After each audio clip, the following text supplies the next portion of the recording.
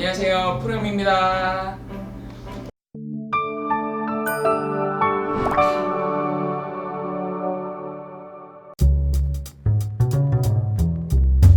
오늘 귀하신 분 같이 자리 모셨습니다. 안녕하십니까. 저는 한국산업기술평가관리원 성과학산팀장 김세진입니다. 감사합니다.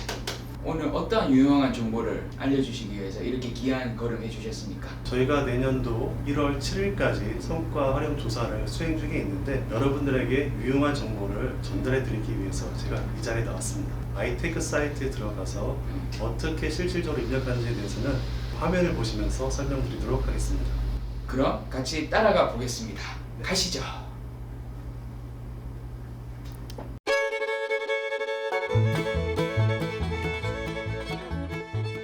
오른쪽 상단 메뉴에 R&D 행정 지원 메뉴가 있고요. 성과 조사 세부 메뉴로 들어가실 수 있습니다. 신규 계속 과제 그리고 종료 과제를 구분해서 성과 입력 대상 과제를 보실 수 있고요. 해당되는 영역을 클릭을 하시면 성과를 입력하실 수 있는 과제 목록이 뜹니다. 성과 조사 기본 화면이고요. 여기에서 성과 조사 대상 과제의 기본 정보와 대상 기관 정보를 확인하시고 대상 기관명 또는 현황 보기 버튼을 클릭하시면 아래쪽으로 수행기관별 성과 입력 현황 정보가 펼쳐집니다. 성과 조사 현황을 보시면 수행기관의 과제 참여 역할별 작성 가능 성과 지표를 확인하실 수 있습니다. 주관기관에서는 참여기관 성과까지 모두 입력하시고 조회가 가능하고요. 참여기관은 당해 기관의 성과만 등록이 가능하십니다. 목록에서 선택하신 수행기관의 성과 입력 현황을 확인하실 수 있고요. 여기에서 작성하기 버튼을 누르시면 성과 정보 입력 화면으로 이동하게 됩니다. 성과 조사 입력 시 작성 요령 및 유의사항을 확인하시고 성과 등록 화면을 보시면 과제 정보, 기업 현황, 지식재산권, 논문 등 성과를 입력하실 수 있는 창이 뜨고요. 이 버튼을 눌러보시면 아래쪽으로 메뉴가 풀어집니다. 각각 메뉴별로 모든 정보를 입력하시고 다음 단계로 넘어가셔서 성과를 등록하실 수 있게 메뉴가 구성되어 있고요. 지식재산권을 들어가 보겠습니다. 이 특허 정보가 기관에서 등록하신 특허 정보가 맞으시면 그대로 두시면 되고요. 만약에 여기에 등록이 되어 있지 않은 경우에는 추가 버튼을 누르셔서 지식재산권을 입력하시면 됩니다. 논문의 경우에도 논문 입력된 성과가 있으시면 해당 기관의 성과가 맞는지 확인하시고 아닐 경우에는 삭제 또는 추가 메뉴를 이용하셔서 정보를 입력하시면 됩니다. 경제적 성과에 대해서 설명을 좀 드리겠습니다. 처음에 활용 단계를 선택하시게 되어 있는데요. 사업화가 된 경우에는 사업화를 클릭하시고 준비 중인 경우에는 사업화 준비 중 그리고 사업화 후 중단, 사업화 포기 등에 해당하는 메뉴를 선택을 하시면 됩니다. 우선 사업화 준비 중의 경우에는 예상 소요 기간과 진척 부분을 동일하게 선택하시고 해당 내용을 작성하신 이후에 저장 버튼을 누르셔서 성과를 저장해 나가시면 됩니다.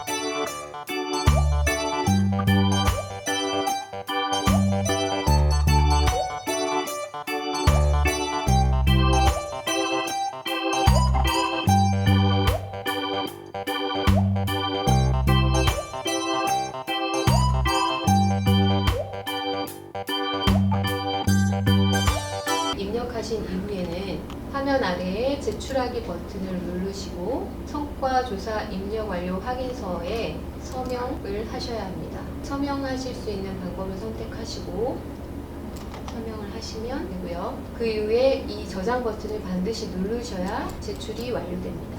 이렇게 되면 성과 제출 확인서로 버튼명이 변경이 되어 있고요. 성과조사 입력이 완료되어 있다는 것을 알 수 있습니다.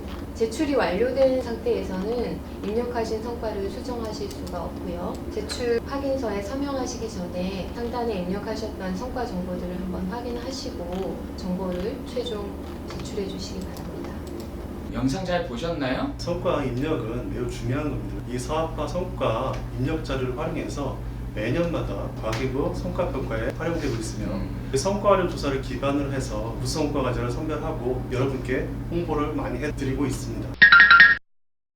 네. 제가 로그인을 했는데 성과 조사할 수 있는 그 과제가 안 보여요. 어떻게 된 거죠? 저는 성과 입력을 하고 싶은데 보이지가 않는데요. 처음에는 총괄 책임자 아이디로만 일단은 접속해야지 실제 성과 입력 대상 과제가 보일 수 있습니다. 총괄 책임자 분께서 반드시 성과 담당자를 지정해 주시면 과제가 보여줄 수 있습니다.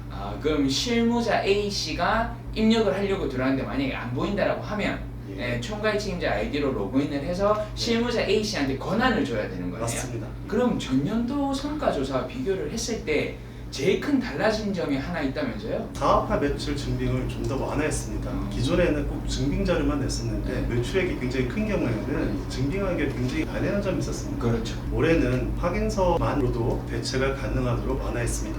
이제 성과 매출액을 입력하다 보면 예. 기여율이라고 있거든요. 예. 그래서 이 맞습니다. 기여율을 어떻게 넣어야 되는지 문의가 많이 왔었어요. 논문의 특허 같은 경우에는 유사 과제를 두 개를 하고 있다고 하면은 각각 50%씩 나눠서 입력하면 됩니다. 매출액이라는 것은 사실 객관화하기 좀 어렵지만은 기업체나 뭐 사업을 수행 담당하고 계시는 입장에서 봤을 때 가장 근사치라고 판단하는 그런 그 퍼센테이지를 예. 스스로 판단하셔가지고 입력하시면 됩니다. 다만 대부분 이제 그 사업하시는 분들 입장에서는 100%를 넘어서는 절대 안 되겠죠. 직접 매출과 간접 매출 두 가지로 나눠서 입력이 되도록 되는 설명 좀 부탁드리겠습니다. 직접 매출이라고 하면은 동사업을 통해서 바로 다이렉트로 나오는 매출을 의미한다고 하겠습니다. 반면에 이제 간접 매출이라고 하면은 이 사업이 아니더라도 연구개발을 통해서 얻은 기술을 활용해서 네. 다른 쪽의 제품이나 서비스에 응용이 되었다고 하면은 이것 또한 간접 매출이라고 볼 수 있고요. 또한 연구개발 성과라고 볼 수 있습니다. 잘 생각하셔서 성과로 반영해 주시면 정말로 감사드리겠습니다. 논문이라든지 특허라든지 뭐 매출 성과가 이루어졌는데 그 기간이 언제부터 언제까지인지를 좀 헷갈려 하시더라고요. 1년 단위로 끊습니다. 2019년 1월 1일부터 네. 2019년 12월 31일까지의 그 기간에 발생한 성과를 우리는 무조건 성과조사 입력 대상입니다. 만약에 논문이 일단 제출 연도가 2019년이라 하더라도 논문집에 게재되는 게 2020년이라 하면은 이것은 2020년 성과이지 2019년도 성과는 아닙니다. 헷갈리지 마시고 당해 연도 안에 나와야 되는 성과만을 입력해 주시길 부탁드리겠습니다. 개인 특허로 출원을 하게 되면 네. 제재 조치까지 가할 수 있다라고 나와 있잖아요. 그 네, 규정에. 맞습니다. 법인인 경우 개인 명의 특허는 불허가 됩니다. 그리고 국가연구개발 사업에 참여 제한까지 받을 수 있기 때문에 이 부분은 정말로 유의하셔야 됩니다.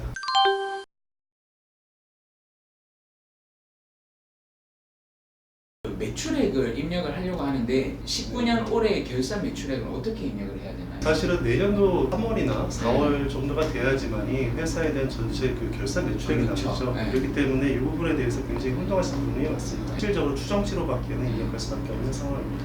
꼭 당부드리고 싶은 말씀이 있으시면 예. 말씀 부탁드리겠습니다. 성과 활용 조사는 반드시 이제 입력을 마친 후에 그 전자서명을 한 다음에 확인 버튼을 누르셔야 됩니다. 그렇지 않았을 경우에는 성과 조사가 완료된 것으로 인식을 못하도록 되어 있습니다. 만약에 입력 완료 후에 수정할 사항이 있다고 하면은 콜센터에 연락하셔서 반드시 다시 수정할 수 있도록 조치를 취해달라고 요청하셔야 될 것 같습니다. 네, 콜센터 번호 지금 밑에 자막 나가 보입니다. 이쪽으로 연락하시면 도움을 드릴 예정입니다. 네, 오늘 고생하셨습니다.